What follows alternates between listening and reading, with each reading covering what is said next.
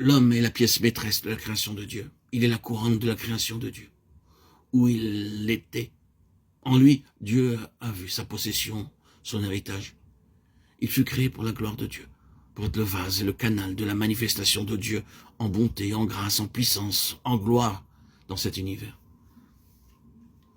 Dans la pensée de Dieu, la destinée de l'homme est une très grande destinée, très grande. En effet, Dieu a créé cette chose merveilleuse, magnifique, la couronne de sa création, de laquelle, lorsqu'il la fit, il dit, c'est très bon, très bon. Référez-vous à Genèse 1:31. Et cet infâme, ce sinistre ennemi de Dieu dit, je vais tout gâcher, je vais tout détruire et tout ruiner. C'est ce qui se cache derrière ce que nous découvrons de l'activité de Satan dans l'histoire de l'homme. Voilà un homme qui satisfait Dieu de manière totale et absolue, qui est la riposte au malin et aux forces du mal, et la justification de Dieu. Voilà le témoignage de Jésus, ce qu'il est, non seulement dans sa divinité, mais ce qu'il est dans son humanité. Nous pouvons rester un long moment à nous étendre sur ceci, les perfections et les excellences de cet homme, celui sur qui les yeux du grand Créateur, Dieu, pouvaient se poser et dire « Je suis très satisfait, je suis très satisfait ».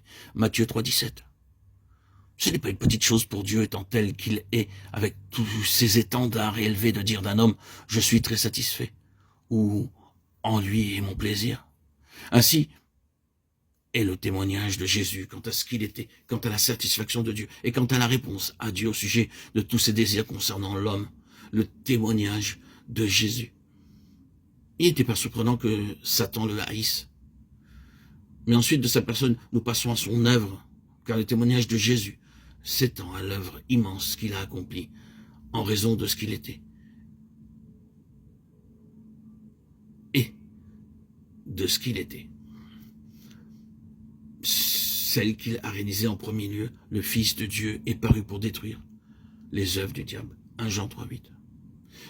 Cela débute avec le péché et il prit cette question dans son ensemble, ce travail du malin dans la vie de l'homme. Il l'a prise avec toute la malédiction qui, de ce fait, était survenue, en luttant comme dans un corps à corps contre cette grande chose effroyable et horrible appelée le péché. Je ne sais pas quel est votre sentiment à l'égard du péché. Le Seigneur, frères et sœurs en Christ, essaie toujours de bien nous faire comprendre la grandeur de la sainteté, parce que son opposé est si affreux.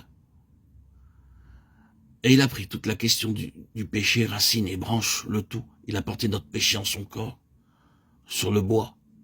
Référez-vous à 1 Pierre 2,24. Il a été fait malédiction pour nous. Galates 3,13. Il a été fait péché, lui qui n'a connu aucun péché. 2 Corinthiens 5,21. Tout le péché de tous les temps, dans chaque domaine et dans chaque homme, fut pris par lui et fut intégralement, définitivement traité. Remercions Dieu. Voilà le témoignage de Jésus.